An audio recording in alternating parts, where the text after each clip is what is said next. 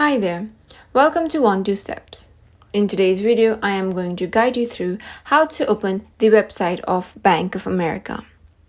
Bank of America is one of the world's leading financial institutes serving small and middle market businesses, large corporations, and government with a full range of banking, investment management, and other financial services.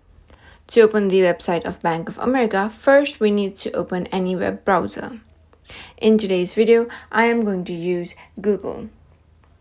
After opening Google, in the URL bar, type in Bank of America.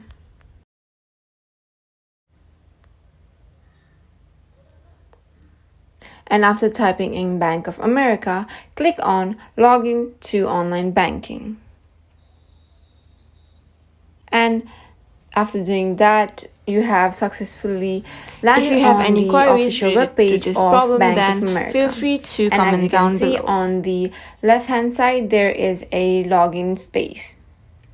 So that was the process of opening the web page of Bank of America.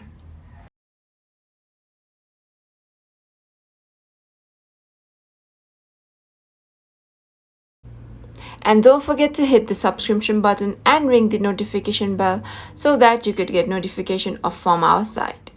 For now, thank you for watching the video.